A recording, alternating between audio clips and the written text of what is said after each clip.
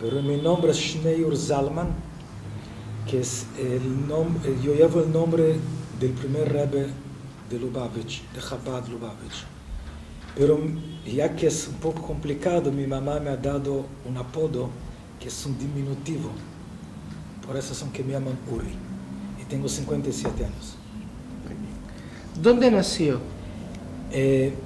Explico un poco. Yo nací en Brasil y explico por qué. Porque el Rebbe de Lubavitch, que es mi maestro, él mandó emisarios a todo el mundo. Igual que él me mandó acá a Perú. Pero a mis padres él mandó a Brasil. Entonces yo nací allá y viví allá hasta la bar mitzvah, hasta los 13 años. Y de ahí fui a estudiar y después de casarme, el Rebbe me mandó a Perú. Bien. ¿A qué corriente del judaísmo pertenece usted? Chabad Lubavitch. ¿Nos puede explicar un poco? Chabad Lubavitch es una de las comunidades hasídicas.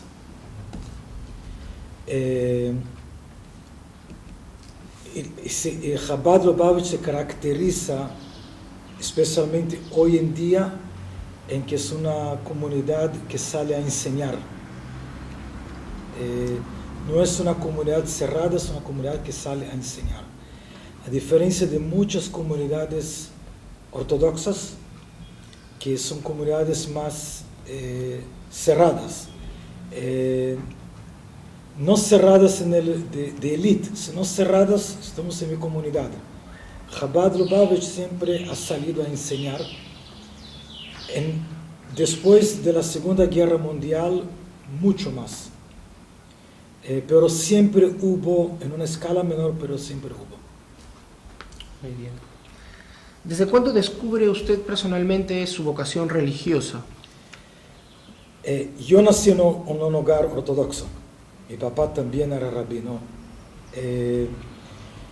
Pero quiero interpretar la pregunta de usted desde cuándo tengo conciencia, es decir, diría más o menos a los 15, 16 años, que tomé conciencia y empecé a tomar decisiones de dirigir mi vida a este rumbo. Es decir, decidí que quiero seguir este rumbo, podemos decir, a los 18 años ya seguro, tenía claro que esta era mi línea. Muy bien. Pero dejo claro, nací en un ambiente ortodoxo. Claro. Para usted, dentro de lo que usted puede explicarnos a los que no somos judíos, ¿cómo podría explicarnos qué es el judaísmo? El judaísmo no es un tema social, ni es una élite, el judaísmo es algo espiritual. Es tratar de vivir según las instrucciones de la Biblia. Ese es en corto el judaísmo. Perfecto. ¿Cuáles son los libros sagrados del judaísmo? La biblioteca judía está dividida en dos secciones: la Biblia escrita y la Biblia oral. Todo está basado en lo que llamamos en el castellano el Pentateuco, que son los 5 libros de Moisés. Ese es lo que llamamos la Torah escrita, que viene a ser 24 libros, pero los 5 libros son la base de todo. Todo el judaísmo, incluso hasta la última coma, tiene que estar basado en algún versículo del Pentateuco. Si no, no es judaísmo. Entonces, si vamos a definir libros más sagrados, más importantes, más fundamentales, el Pentateuco, que esa es la base de todo. Ahora, vamos a dejar claro, la Torah, la Biblia oral, la parte oral, es la parte que desarrolla los versículos. No es que desarrolla, está abierta a la interpretación, no, ya está todo interpretado. Pero una persona tiene que ser consciente, solamente leyendo los versículos no va a tener el mensaje completo. Necesitamos el apoyo de esa segunda sección que nos ayuda a leer, a entender esos versículos. Voy a dar un ejemplo. Si yo tengo un libro, para que yo entienda cualquier libro, yo tengo que conocer las reglas del escritor. Por ejemplo, vamos a suponer que en un libro una persona llama mesa, él decidió que por sus razones él va a usar la palabra shulchan, que es mesa en hebreo. Una persona que no conoce hebreo no va a entender lo que es shulchan y puede sacar cualquier interpretación. Entonces, para que uno entienda el mensaje de cualquier libro, yo tengo que primero conocer con qué reglas el autor escribió el libro. Entonces, la Torah, la Biblia, la parte oral, es la parte que nos ayuda a entender cómo Dios, el autor de la Biblia, cómo Él, con qué reglas Él escribió esos versículos. Entonces, verdad, la parte oral es muy extensa. Son miles de libros. Pero sin esta ayuda, no vamos a entender los versículos de la Biblia. Gente se equivoca y piensa que con una mera traducción ya entendí. Pero una mera traducción parece un libro de cuentos. Pero no es. El autor, Dios, ha escogido dar el mensaje de una forma dulce a través de historias. Pero la historia no es un libro de historias, se está dando un mensaje. Yo tengo que saber cómo entender cada detalle de esas historias. Como los sabios dicen, la Biblia es un libro muy corto para su objetivo. Entonces, si estuviese escrito como hoy en día se escribe libros, probablemente si tendríamos una enciclopedia que da la vuelta al mundo, no sería suficiente. Entonces la Biblia está escrita de una forma muy comprimida, pero muy comprimida, esperando que nosotros vamos a tener el apoyo de cómo descifrar y entender el mensaje. Si vamos solamente a mirar las traducciones, vamos a tener una traducción, pero no vamos a tener el mensaje. El conocimiento. Entonces, esos libros todos son indispensables. Porque la gente suele decir que si es un libro es el más importante, los otros son opcional, no es indispensable. Sí son indispensables todo este conjunto. Porque si yo no camino con toda la biblioteca judía, no voy a captar el mensaje. ¿Cuáles son esos libros? Gemara. La Gemara, bien, vamos a ir un poco en orden, pero no vamos a mencionar todos los libros. Tenemos el Pentateuco, de ahí tenemos el Tanaj, de ahí nosotros tenemos varios libros que en el ámbito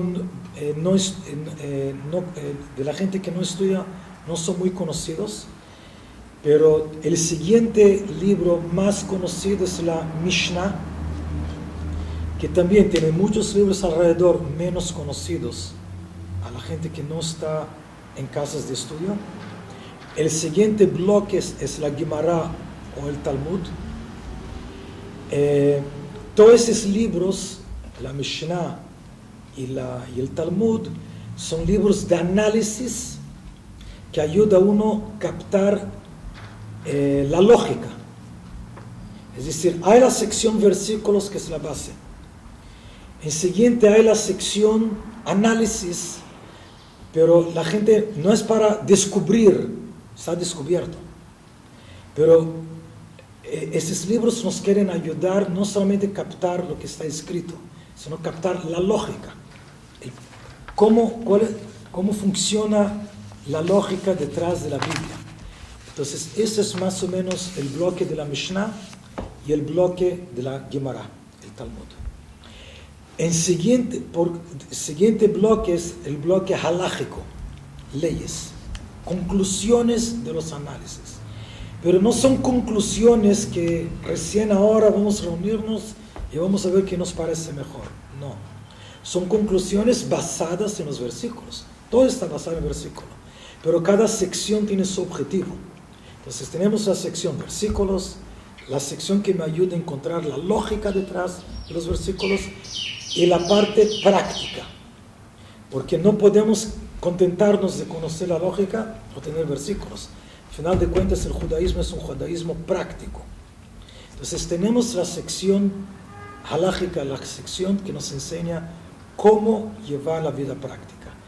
El libro no es el primero, pero el libro más completo de la práctica judía es el libro llamado Mishneh Torah, recopilado por Maimónides. Ese es el más completo, no hubo después ni antes uno tan completo como este. Ahora,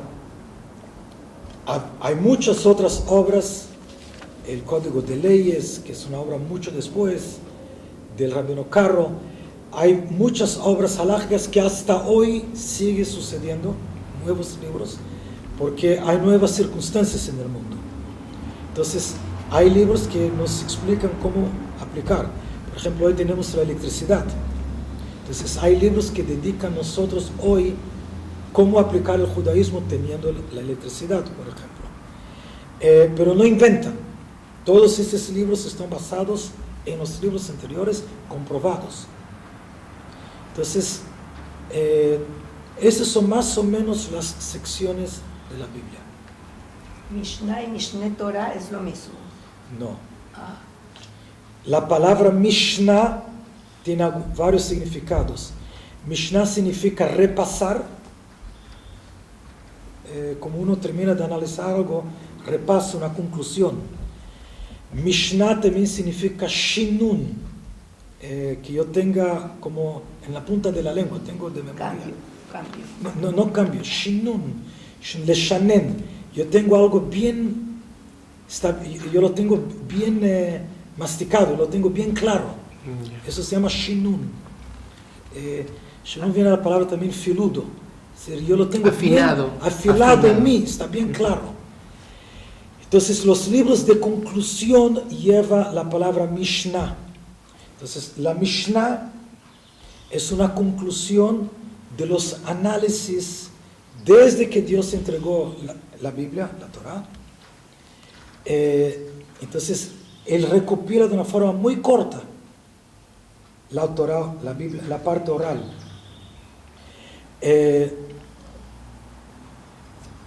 El Talmud no es Mishnah. El Talmud es un análisis, una ampliación de la Mishnah.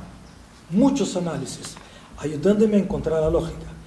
Ahora, Maimónides llamó su libro Mishneh Torah, porque él ahí él recopila solamente las conclusiones.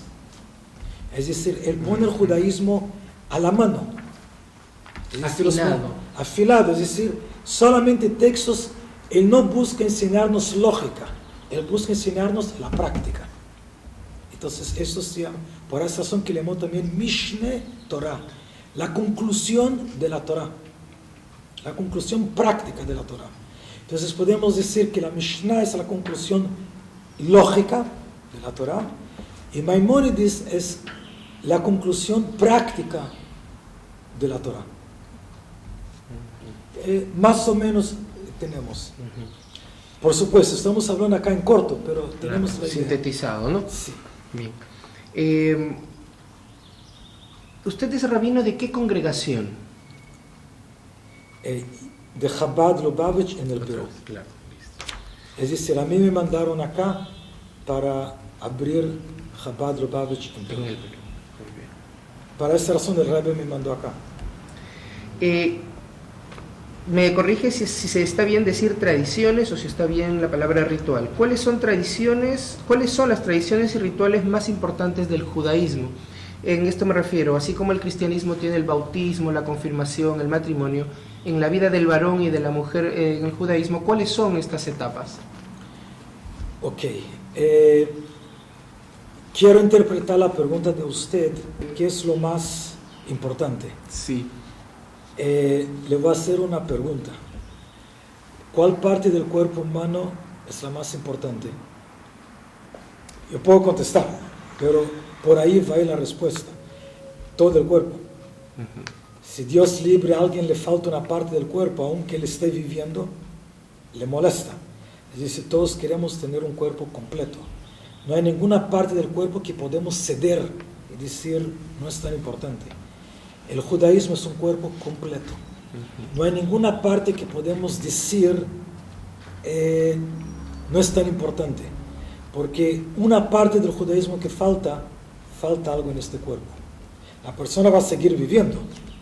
Igual que una persona que le falta una parte del cuerpo, Dios libre, él va a seguir viviendo. Y la gente alrededor va a tratar de ayudarlo a superar lo que le falta. Esa es la tendencia humana, de ayudar al que tiene un problema. Pero es un problema. No es que vale menos, es un problema. Y quizás se superó más o menos, pero falta.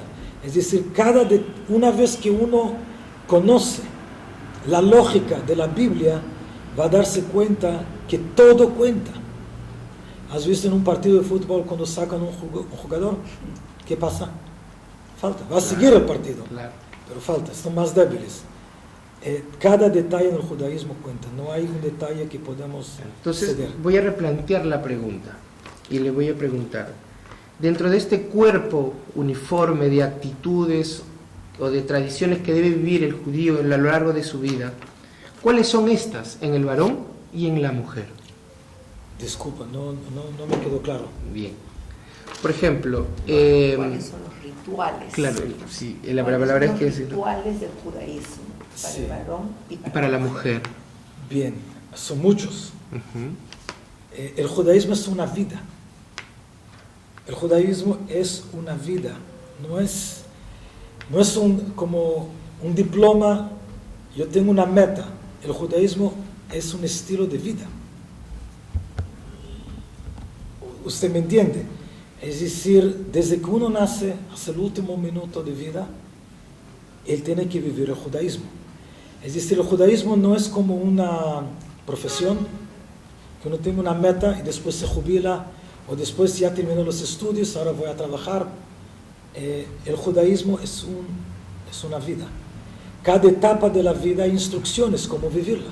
¿Cuáles son esas instrucciones en estas etapas de la vida? Mira, yo sé lo que usted está preguntando.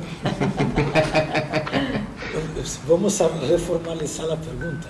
Se puede preguntar cuáles son las etapas más famosas del O las que judaísmo. más se practican ahora en el judaísmo. Bien, va a haber acá diferencia entre una persona que conoce y está convencida, Ujú. una persona que no conoce. Entonces, en el judaísmo hay libre albedrío. Nadie fuerza a nadie a hacer nada. Entonces, puedes preguntar cuáles prácticas son más conocidas, que la gente más se preocupa por cumplirlas, pero no podemos decir que esas prácticas no necesariamente la conclusión de esta gente es correcta. Por ejemplo, voy a dar, pero no también está amable. La gente busca celebrar Bar Mitzvah a los 13 años. Hay cosas más importantes. Wow. Y la gente celebra y gasta y hace todo un acontecimiento. Es un acontecimiento. Pero en realidad, desde el punto de vista religioso, es un cumpleaños. Es un cumpleaños. Es un cumpleaños que, igual que una persona acá en la ley civil llega a los 18 años, él ahora ya es más responsable de sus actos. Para el judaísmo eso sucede a los 13 años, un poco antes. Pero no es que la celebración no genera esto. Es el cumpleaños. Él llegó a los 13 años, ya. Aunque no vas a celebrar, lo tienes. La celebración es solamente un aliento. A un varón, una mujer a los 12 años y un hombre a los 13 años, celebramos porque la Biblia es de opinión que cuando alguien empieza algo nuevo hay que empezar con celebración. Una boda es una etapa nueva en la vida, hay que empezar con celebración. Cuando uno ahora ya eres responsable de tus actos, no empezar con, oy, cuidado, no, con celebración. Entonces celebramos, pero la celebración no generó nada, ¿me entienden? No generó nada. Entonces, si usted me vas a preguntar qué es más importante, todo es importante. Si vas a preguntar a qué la gente da más atención, a qué la gente toma esto más, más frecuente, que la gente se despierta a querer cumplir, podemos hablar de esto. Pero incluso el día que la gente toma como más importante del año, Yom Kippur, el ayuno de Yom Kippur, que es un día que ayunamos. Mucha gente que no celebra nada del judaísmo, este día lo va a celebrar. Como la gente se despierta y toma con más atención. Hay una explicación por qué la gente, espiritualmente hay por qué sucede esto.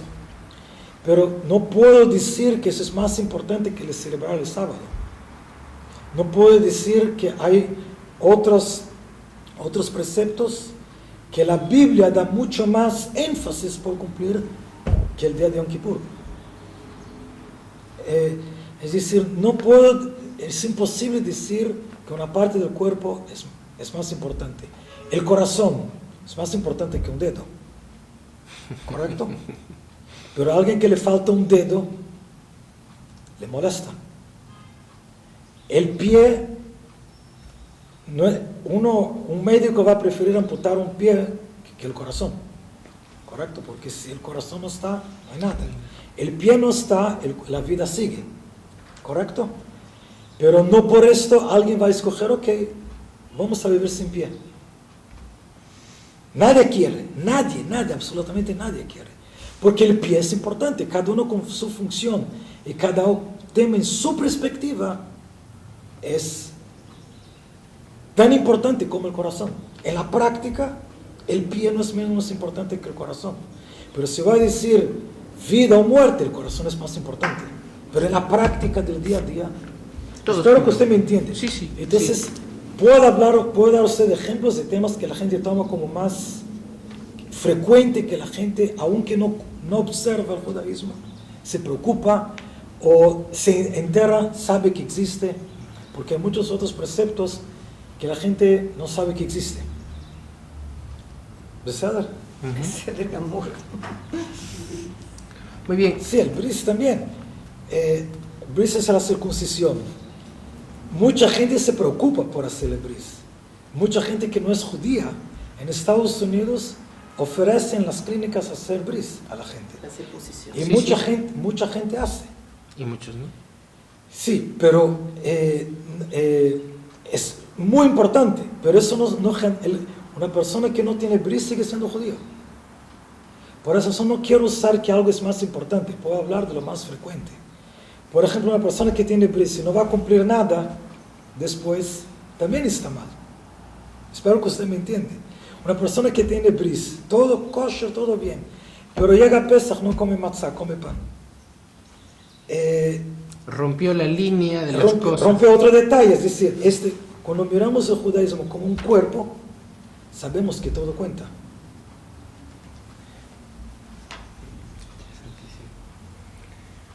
Bien, vamos a ir entonces a una pregunta más. ¿Qué significado y explicación tiene para la tradición judía la matrilinealidad o la herencia del judaísmo a través de la mujer o la madre? El judaísmo tiene dos temas fundamentales. Uno es llamado man en el lenguaje cabalístico y el otro es llamado mad. Man es femenino, maim nukvin, nekeva, femenino, y duchrin es masculino. Cada uno tiene su función. ¿Cuál es la función incluso física principal de una mujer? Transmitir. Ya sea hacer nacer un bebé, vemos que en la educación la mujer más, tiene más acceso a los bebés, a los hijos que el padre. Estamos tomando esto como ejemplo. Por esta razón, la Biblia nos dice que para que un bebé nazca tiene que haber dos, el hombre y la mujer. La Biblia nos explica qué aporta el hombre y qué aporta la mujer. Físicamente a un bebé. Dios aporta el alma. Pero el cuerpo, hay partes que el semen del papá aporta, y hay partes que es la madre, lo que ella aporta, óvulos. Y así se constituye el cuerpo del bebé que van a nacer. No deja de ser que hay acá dos socios, el papá y la madre, y el padre y la madre. Dios, en la Biblia nos dice, tiene que estar definido cuál de los dos aporta cada tema. Y el alma aporta la madre. Es decir, que el tipo de alma de la madre va a ser el mismo tipo de alma que el hijo va a tener. Perdón, pero dijo que Dios aporta el alma. Según lo que es la madre. Es decir, Dios pone el alma. Hay parejas que tratan de tener hijos y no logran, porque se necesita la intervención de Dios. Dios decide, y ese es el alma. La madre es el conducto por el cual Dios decide. Dios dice, yo voy a poner un alma compatible con el alma de la madre. Por esta razón que el judaísmo se transmite a través de la madre. Hay varios versículos en la Torah que dicen claramente que el judaísmo es transmitido a través de la madre. Pero justamente por esto, ¿por qué no el padre? Porque la función del padre no es la transmisión. No es exonerar al padre de educar, no es exonerar al padre de participar en el desarrollo del hijo. Pero todo el mundo, la característica de Dios es que todo Dios es preciso. No hay nada que tenga en el mundo más precisión que Dios. Entonces el mundo está dividido, todo está definido. Cada cosa que existe en el mundo, no solamente el ser humano, está precisamente definido cuál es su función. Y sí o sí va a cumplir su función. La mujer tiene la función, entre otros, de escoger. Si podemos, ella no escoge físicamente, pero ella al participar del proceso de traer un hijo al mundo, parte de este proceso es que ella define cuál alma va a tener este ser humano a nacer. Usted quería... Yo tengo una duda, no sé si esperar, porque le pregunto ahora, los Kohanim son los que transmiten genéticamente, vienen del hombre, no de la mujer. Por eso es otro tema, no es el alma. Kohen es función. Todo lo que es función, uno recibe del Padre. Ser, existir, madre. Físicamente y espiritualmente. La madre es quien engendra el cuerpo y trae el cuerpo al mundo. Ella hace el proceso de traer este cuerpo al mundo. Lo mismo sucede con el alma. La madre hace el proceso de traer esta alma al mundo. El papá participa. Pero hay ser y hay función. Lo que es ser, existir, es la madre.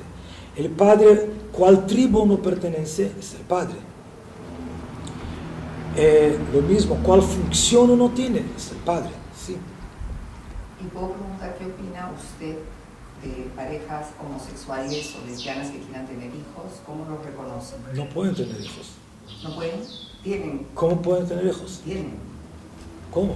Cuéntame. Bueno, adoptan. Eso es adoptar. O se embarazan. No han tenido hijos, han adoptado. Y adoptar no es tener hijos. No, eso no es tener hijos. ¿No? La madre biológica ha tenido el hijo, nuestra pareja. No nos vamos a engañar. ¿Quién ha tenido el hijo? Que es un hijo para usted, que solo si sale del vientre de la madre. No, hay otra interpretación, no sabía. No, disculpa, no conocía. Hay otra forma de cómo tener... Bueno, hoy en día están cambiando muchas cosas. ¿Cómo? No, ¿cómo? In vitro, los conciben in No, vitro. pero es lo mismo. Disculpa, es lo mismo. Van a tener que tomar el semen de un hombre y van a tener que tomar el vientre de una madre. No hay el óvulo y van a necesitar al final de cuentas un vientre. Sí. Es decir, no ha cambiado nada. Pero no acepta, si hay una pareja gay, no va a ¿Cómo? aceptar al hijo. El hijo no es de ellos. Lo adoptaron. Un profesor en un colegio también adopta a sus alumnos. Es decir, no, pero no vamos a engañarnos y decir que tiene el mismo valor que alguien que ha hecho nacer. Es decir, está hablando con lógica. Acá hay un engaño. Ellos no han hecho nacer este hijo. Es decir, hay acá un engaño. Y es bien posible que este hijo, este niño, en algún momento se va a molestar porque le quitaron de su madre. Y pasa, yo he visto muchos casos así. No vamos a dejar que la propaganda cambie. Y ese tema de homosexuales, etcétera, no es nuevo.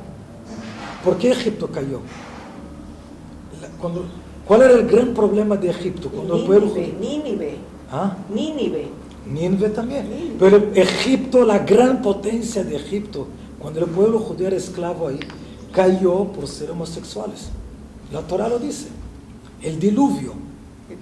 Y claro, Lot y su esposa, porque se convirtió en sal. Homosexualismo. Es decir, no es nuevo. Tratan de poner como algo nuevo para captar gente. No ha cambiado nada. Es decir, ¿qué ha cambiado? La propaganda. Y ese es lavado cerebral, disculpa. Pero uno puede adoptar, yo no está prohibido adoptar. Hay leyes de adopción en la Torah. Pero ir a decir, él ha hecho nacer, no tiene lógica. Espero que usted me entiende. Sigamos haciendo con problema. Bien, muchas gracias. ¿Qué procesos de conversión hay según las diferentes corrientes del judaísmo? En este caso, en la corriente que usted representa, aparte de la conversión oficial o reconocida a través de una serie de análisis, ¿existen otras modalidades de conversión según otras corrientes? Bueno que usted aclaró la parte final. El judaísmo es uno. No hay corrientes, no hay diferentes leyes, hay una sola ley, que es la Biblia. No hay otra ley. Sí. Un momentito. Hay una sola ley. Hay cumplir y hay no cumplir. Uno puede inventar algo nuevo, pero él no puede decir que le está cumpliendo con la ley.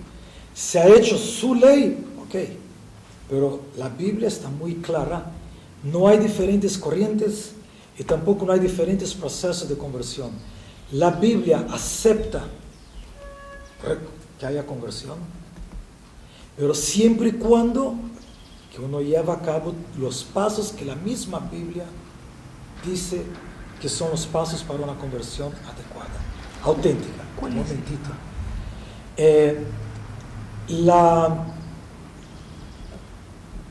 Dejó claro, la Biblia no alienta la conversión.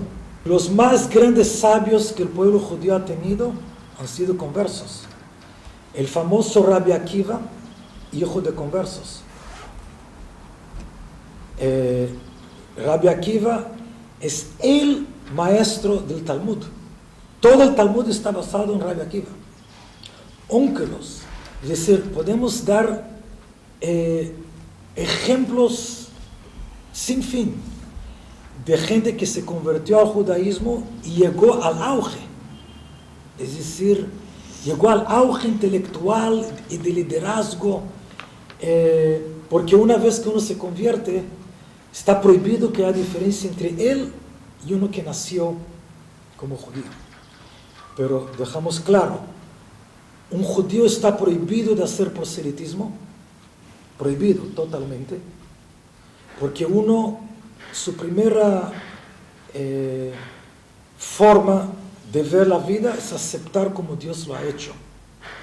El proceso de conversión tiene un pequeño, si uno no lleva bien, es como declarando: Dios, no estoy de acuerdo como tú me has hecho. Y esta declaración es una declaración de falta de respeto a Dios. Por esta razón, esa es una de las razones que el proceso de conversión es muy delicado, porque uno tiene que tener cuidado de no interpretar la conversión como no estoy contento como has hecho, y sí interpretar como estoy contento como has hecho, pero estoy preparado para algo más, porque los no judíos tienen 7 preceptos a cumplir, según la Biblia. Los judíos tienen 613. ¿Quién es la persona que la Biblia acepta que se convierte? El que ya cumple los 7 y por alguna razón le nace, siente la necesidad y se siente preparado para cumplir 613. La conversión no es un acto social, es un acto entre uno, el que se convierte, y Dios. No hay otra razón. Entonces, sí, reconozco de que si uno abre los periódicos, abre el internet, hay muchos que ofrecen conversiones al judaísmo. Pero yo siempre recomiendo, yo recibo acá todas las semanas emails de gente queriendo convertirse. A todos les contesto, a todos les doy instrucciones, pero a todos yo les digo, antes de convertirse, estudie las leyes en la Biblia cómo convertirse y siga esas leyes. Porque si una persona hace un cambio, él no puede hablar en nombre de Dios, en nombre de la Biblia. Si él está haciendo un cambio, ya no es. La ley está muy clara en la Biblia. Es decir, está aceptado y uno puede, muchos han hecho. Muy bien. ¿Cuál es la misión e importancia que cree usted tienen las comunidades judías en el mundo y para el mundo? Usted dice, ¿fuera de Israel o en el mundo? Fuera de Israel, fuera de Israel. Si se la pregunta de usted en el mundo, se refiere fuera de Israel. Los judíos, ¿dónde van? Primera misión que tienen es vivir como judíos. No está hablando en el aspecto social, está hablando el judaísmo no es un club, es una religión que tenemos un procedimiento como vivir.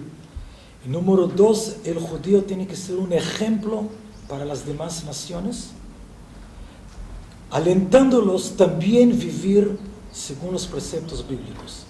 No para convertirse, la Biblia nos prohíbe hacer proselitismo, pero alentar al mundo que también acojan la ley bíblica en su vida del día a día. Que esto no cambia, uno va a seguir trabajando en lo que, fotógrafo, bancos, lo que sea, uno va a seguir trabajando. Pero su vida con Dios, vivir según lo estipulado en la Biblia. Muy bien. ¿Cuántos años tiene, una pregunta entre líneas, cuántos años tiene usted en el Perú?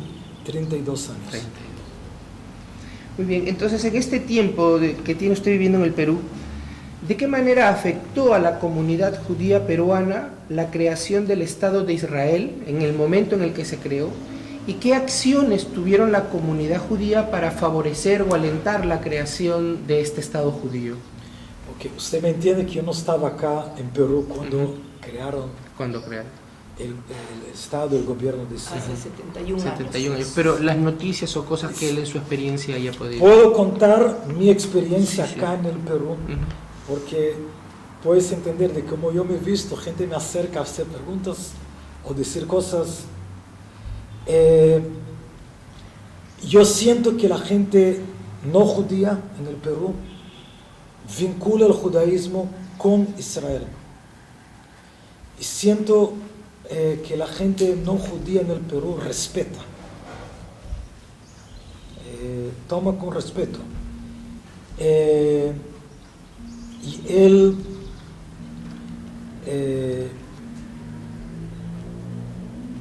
siento, por ejemplo, voy a dar usted un ejemplo. Uno de los momentos más difíciles que tuve acá en Perú en este tema fue hace unos 3 años cuando Israel estaba atacado, hasta hoy sigue siendo atacado por Gaza, la parte de Israel que Israel cedió. Israel tuvo que entrar, y la media en el mundo estaba diciendo que Israel atacó. Y había mucho lavado cerebral en el público, es decir, nunca sentí esto en mi vida, no solamente acá en Perú, en mi vida. A pesar que la gente vinculó esto como un tema político, los comentarios que escuchaba, pero pasó el tiempo y la gente regresó a no mirar el judío o el judaísmo como algo político, sino miran como un mensaje divino. Esa es mi percepción como de comentarios que todo el tiempo yo siento. Es decir, yo creo que nosotros tenemos que valorar esto, igual que una persona cuando está con hambre, si le damos una comida chatarra, y eso no lo va a alimentar, él va al rato a sentirse vacío, frustrado. Lo mismo también, nosotros tenemos que ser conscientes de esta imagen que hay en el Perú y contestar, es decir, dar lo que porque esta imagen es sinónimo de expectativa. Entonces nosotros debemos de dar una imagen. Por ejemplo, siento muchas veces gente que está vinculada con aclarar lo que pasa políticamente en Israel, como aclarar estando en defensa, tratando de aclarar pero en defensa. Nosotros en el tema espiritual deberíamos de estar no digo ataque, pero dar un mensaje firme de que Israel no es solamente el problema de guerra, hay muchos otros temas. Hay el tema religioso, hay el tema laboral, hay el tema como Israel en tan poco tiempo tuvo tal bendición de Dios de construir un país en tan poco tiempo, y no es un país que construyeron de la nada, es un país que ha sido destruido. Dicen que Jerusalén ha sido destruida 15 veces. Es decir, esta belleza debería ser nuestro énfasis. El judaísmo, que eso es lo que la gente en la calle vincula, lo primero. Por ejemplo, yo tengo un vínculo acá con psicólogos, y hubo veces que hemos hablado del tema del judaísmo, y con dos psicólogos más hemos hecho una pesquisa preguntando a la gente. Lo primero que la gente no judía, yo no estaba presente, ellos fueron a preguntar. Lo primero que ellos esperan, la pregunta era, ¿qué esperas que Israel te aporte? La mayoría ha contestado, algo espiritual. Es decir, la imagen nos contesta qué expectativa la gente tiene. Y queriendo o no queriendo, estamos aportando esto. Yo sé, Israel acá yo recibo todo el tiempo, pero es increíble la cantidad de compañías en Israel que mandan acá a Perú, profesionales, porque ellos venden acá software. Programas de computadora. Programas para las compañías de celulares, para pero un sinfín de compañías acá reciben, les venden el producto, el programa. Para agricultura. Para agricultura, para un montón, muchos temas. Y después tienen que dar servicio, hay que instalar, hay que programar, hay que enseñar. Y vienen acá, pero a pesar de todo este aporte, y mucha gente sabe, las sensaciones que la gente primero vincula con un tema espiritual. Y el judío vinculado con Israel tiene que valorar esto, llevar esto en cuenta y también dar una respuesta, porque esa es una expectativa que la gente tiene. ¿Cuál es el mensaje espiritual que tienen de un judío? De un judío al no judío. No, acá, un no judío. ¿Cuál es el mensaje espiritual que cree que da el judío? ¿Que da o que debería? Que da. ¿O que estamos dando en la Estamos actualidad? dando. Mira, hablo claro. Sí. Estamos un poco atrasados en este tema. Sí, Yo sí hago un esfuerzo. Chabad acá, ¿cuánto alcanzamos? Por ejemplo, hace medio año hubo una feria de religión acá que el gobierno organizó. No una parte está abierta al público en general, pero había gente y nos invitaron. Teníamos un stand ahí y hemos publicado todo lo que tiene que ver con 7 mitzvot, las 7 leyes para los goy. ¿Cuáles son esos 7 preceptos? Bien. Voy a dar los 7. Ya, corto, sí, es Los 7 estar títulos. un día, ya. Monoteísmo, creer en Dios uno, pero eso incluye saber que es Dios. No usar a Dios para cosas prohibidas. No matar, no robar. Los 10 mandamientos. No. No, son 7 aquí. Ah, No robar, tener un sistema de justicia correcto. Todo lo que es la prohibición de inmoralidad matrimonial. Estoy poniendo una palabra general, pero todo lo que es inmoralidad en el uso, en el manejo de 2 cuerpos, prohibido. Y prohibido el 7º, no comer la carne de un animal que está todavía vivo. ¿Han visto cómo preparan acá los shrimps? ¿Han visto? No solamente acá. sí, se salen de la olla. Sí. Agarran vivo y lo Al meten a la paiche. olla. Al paiche, se lo comen en 2 días.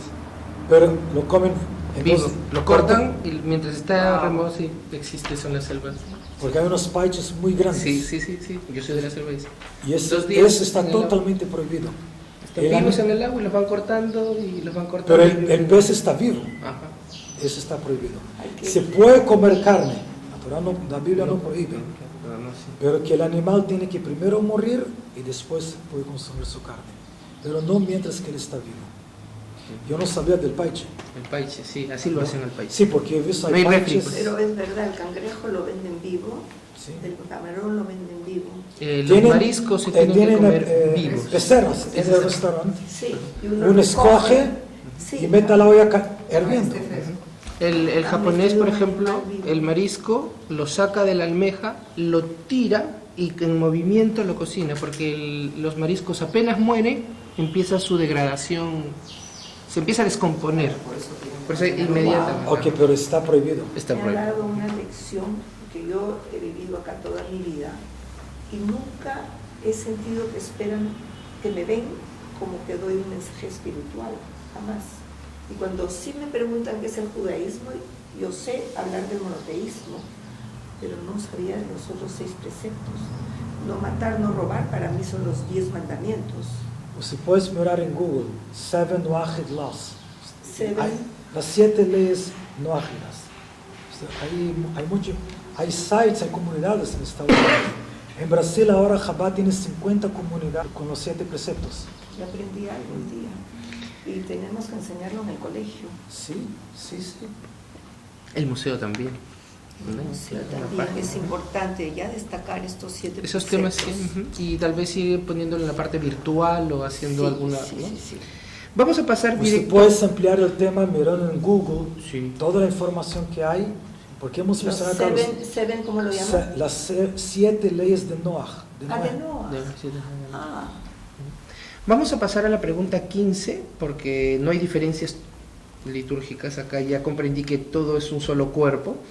Entonces, directo a la pregunta 15, ¿cómo ve el futuro de la comunidad judía en el Perú después de 30 años de estar aquí trabajando con ellos?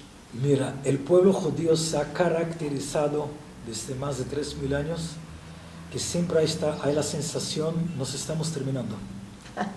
Siempre hay esta sensación que la gente está preocupada hoy, ¿qué va a ser mañana? Pero puedes mirar el libro de historias, de historia judía, siempre ha habido esta sensación.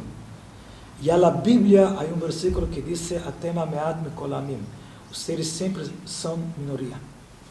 Y minoría siempre hay esta sensación, ya se está terminando, nos estamos diluyendo. Existe esta sensación acá, pero el futuro, nosotros no somos profetas, pero si basamos en la historia judía, siempre que el pueblo judío ha estado con la sensación que se va a terminar, se ha resurgido de la nada. Algo igual que el Perú después del Sendero Luminoso. Sí. que hoy están diciendo que el Perú es el país más estable de Sudamérica. ¿Quién se imaginó? Pero así, todos los turistas que me llegan ahora me dicen lo mismo. Increíble, desde que hay esa historia en Chile, primera vez escucho todos, tuve acá ahora Sukkot, tuve acá turistas, este Shabbat, israelíes que vienen pasando y me dicen, como un alivio, acá estoy mejor. Es decir, mira, igual que un bebé, hay que hablar de bebé, el bebé nace de la nada, ¿correcto? El pueblo judío se ha caracterizado que justamente cuando estaba pareciendo que ya se terminó, sigue, se resurge. Entonces, hay que continuar con el estudio de la historia judía para ver. ¿Cómo? No puedo dar ningún cálculo, pero si miro la historia del pasado, científicamente va a seguir pasando lo mismo, Muy bien. hasta que llegue la era mesiánica. Quiero tocar este tema, el número 16. Para usted como rabino, ¿cómo cree que debería contarse la Shoah u holocausto? ¿Cuáles serían los pilares que no deberíamos olvidar en un museo que habla del holocausto? Ok. Esta pregunta, voy a tratar de ser corto porque es muy extensa, pero hay acá, voy a dar un ejemplo. Tienes ahí el vaso con agua. Hay la mitad vacía y hay la mitad llena. Depende qué énfasis damos. ¿Vamos a dar énfasis a los que murieron o vamos a dar énfasis a los que sin embargo se quedaron vivos? Ese es un versículo en el Tanaj. Ud mutzal me'esh. Los que quedaron vivos son como ud, una brasa Viva, una brasa viva de fuego. Sí, el fuego se apagó. Una llama. Menos que una llama. Un carbón. Lo carbón. Está La rojo. brasa de carbón. La Una brasa. brasa se llama así. Una brasa. Tenemos los que por milagro se quedaron vivos y han dado continuidad, y tenemos los que murieron. Hay que rendir memoria a los que murieron, hay que aclarar qué ideología trajo, porque la gente habla, mira lo que pasó, que no suceda de nuevo. Pero deberíamos, eso correcto, pero tenemos que también ver el lado mensaje. Tenemos que explicar a la gente qué había detrás de la ideología de los nazis. Cómo un ser humano no miró con crueldad lo que estaba haciendo. Hay una explicación. No justifica, hay una explicación. Esta explicación hay que compartir, porque esa es la explicación que puede suceder de nuevo. Es decir, tenemos que aclarar la raíz del problema, igual que psicoanálisis. No solamente los hechos, sino también cómo surgió esta ideología. Este mensaje es importante dar énfasis, porque no sabemos quién va a visitar el museo, que Dios libre, puede ser mañana un ideólogo que promueva algo. Entonces, si le vamos a aclarar esto, porque si una vez sucedió, puede suceder de nuevo. Eso dijo Primo Levi. ¿Puedo seguir? Sí, por favor. Okay. Ese es número 1. Número 2, el holocausto fue de los hechos que el pueblo judío pasó más terribles, pero no fue el primero. Entonces, creo que solamente enfocar es Museo del Holocausto, pero sin mencionar la Inquisición, sin mencionar los pogroms, sin mencionar Beitar, sin mencionar la destrucción del Gran Templo en Jerusalén, que está registrado que corrían ríos de sangre. Es decir, ha habido intentos de genocidio durante muchas épocas y en diferentes formas. Es decir, que lo que sucedió en el Holocausto es quizás de nuestra época es la más grande. uno tiene tendencia a sentirse más afectado con lo más cercano históricamente. Pero tenemos que demostrar también qué pasó históricamente. Acá en Lima, el Museo de la Inquisición, increíblemente, todo el tiempo está cerrado, no permite a la gente visitar. La gente no habla de esto, que acá el Congreso está construido encima de donde estaba el Tribunal de la Inquisición de Lima. Saben que fueron achicando. Y hay yo les comenté, hay una iglesia muy famosa en el centro de Lima, no sé cuál. Catacumba. Aparte de las catacumbas donde se torturaba. Y a mí me dolió mucho porque estuve invitada a una boda que no podía dejar de ir. Y ahí yo sabía que ahí en los sótanos, en los pasadizos, ahí se había torturado. La Inquisición ahí había torturado y matado muchos judíos. Yo sé de esta historia porque acá había un señor americano que venía acá, ya muchos años no viene, no sé qué pasó porque él era mayor. Él cuando se jubiló en Estados Unidos, dedicó su tiempo a buscar las raíces de su familia. Y él descubrió que su familia venía de Perú. Era de los judíos de España que escaparon a Perú. Y por la Inquisición acá, los que se quedaron vivos fueron a Estados Unidos. Entonces, él venía acá y él logró mucha información. Por ejemplo, él mencionó un mapa, lo que era Callao antes del tsunami. Este mapa existe. Era calles igual que Manhattan, muy bien planeado. Allá había un cementerio judío, que ese tsunami lo llevó. Allá estaban enterrados los judíos que los mataron, pero antes de morir, ellos dijeron que se arrepienten de ser judíos. Pero sin embargo los mataron. Esto era el beneficio que tenían de haber.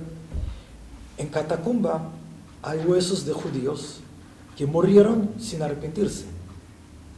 En el centro de Lima hay la casa de Pilatos, que esto fue una sinagoga. Fue la primera sinagoga. Ricardo Palma Es tiene decir, una estando tradición. acá en Lima, que el Palacio del Gobierno, yo he visto dentro un cuadro, el Palacio del Gobierno, en ese terreno era donde se ahorcaba a los judíos. Y de propósito han construido el Palacio del Gobierno encima. Todo este judío me contó, no es que yo fui a los estudios. Entonces, teniendo un museo del Holocausto acá en Perú, y olvidándonos la historia peruana que tiene que ver, igual, Chabad ahora descubrió en Brasil algo increíble. El único judío brasilero que nació en Brasil que pasó el Holocausto, estaba en un campo de concentración. Muy interesante porque su papá fue contratado desde Brasil a trabajar en una mina, creo que en Rumanía, no me acuerdo dónde. Y cuando terminó su contrato se fueron a Hungría, de donde sus suegros vivían, y empezó el Holocausto. Y lo llevaron a este campo de concentración. A su mamá mataron, el papá creo que falleció antes, pero él pasó. Y ahora con 91 años celebró su bar mitzvah, porque él abandonó.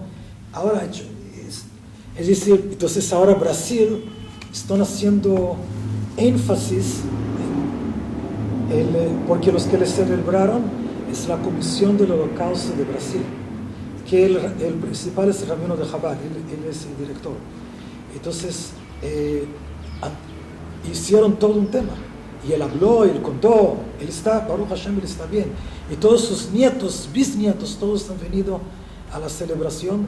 Entonces, es importante que el que visita el museo sentir que ese es mío.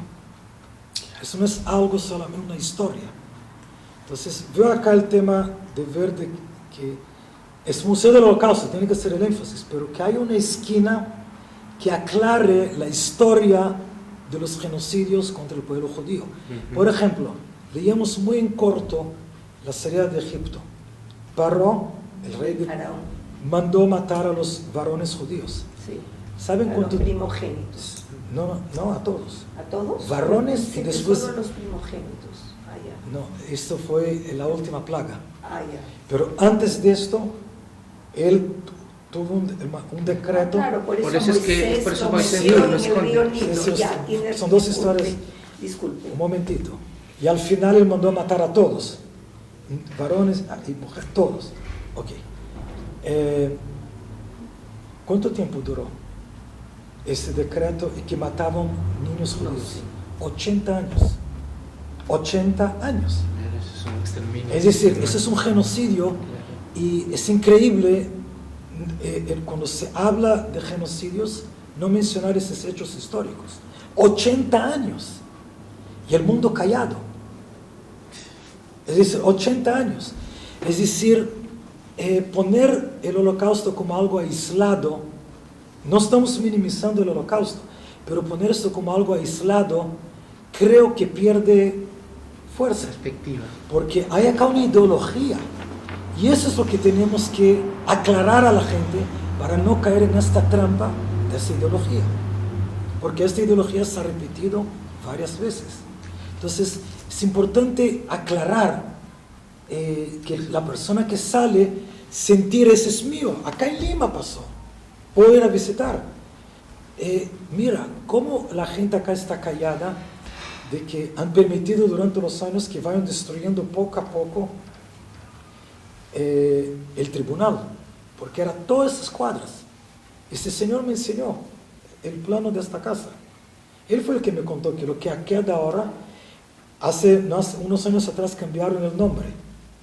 Se llama ahora Museo de la Inquisición y del Congreso, creo, algo así.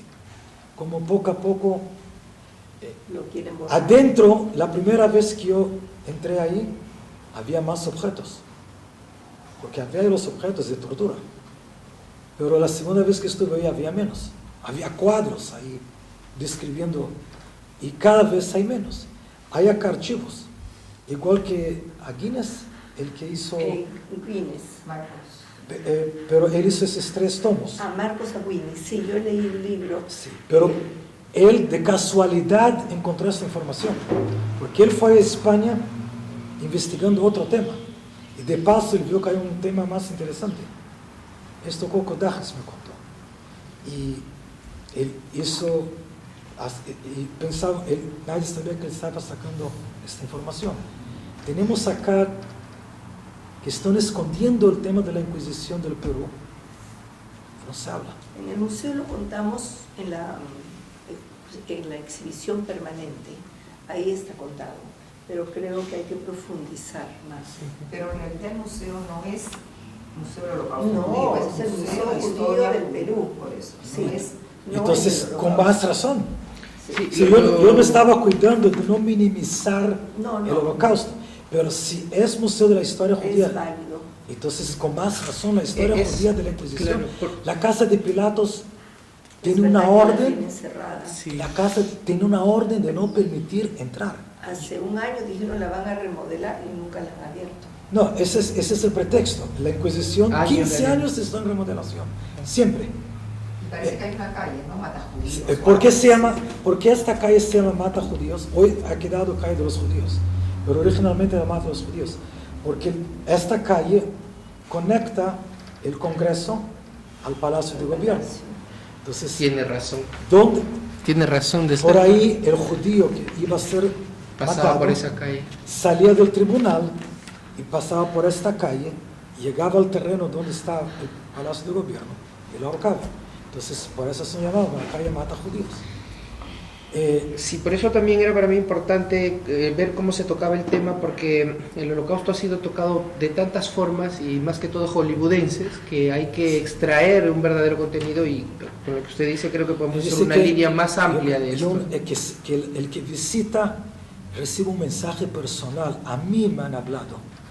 Es decir, hechos, la ideología que para yo tenerlo claro y no caer en ninguna trampa.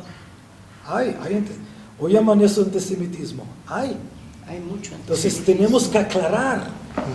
Es decir, porque mucha gente no judía. Para del tiempo. Ya. No sé cómo andas tú, Guise. Si quieren podemos reunirnos otro día. y Yo completar. tengo 2 preguntas más que me Ya. gustaría terminar, Ya, y perfecto. con preguntas que tengo que dirigir a otro punto. Para ir en esto, ¿Quién- vamos a la quién pregunta número? 21. Vamos a la Ah. pregunta 21 que la voy a Ah, o sea, estás replantear. ok. ¿Sí? Pero a mí, Vali, me parece muy importante la 17. Acaba de hacer la 16, la 17, me parece muy importante. Ya, vamos a ver. Discúlpame. Sí, sí, por favor. ¿Qué destaca la 17? ¿Qué destaca usted de la comunidad judía en el Perú a comparación de otras comunidades judías en el continente Y sudamericano? sin comparar, ¿qué destaca? Claro, ¿qué destaca? ¿Cómo ve usted? Lo que conozco ¿Cómo y ve lo la- que yo he visitado, no es que yo visité todas las comunidades, lo que a mí me llamó la atención desde el primer día que yo llegué acá, en forma favorable, la comunidad judía acá ha logrado estructurarse. Es decir, está bien estructurada.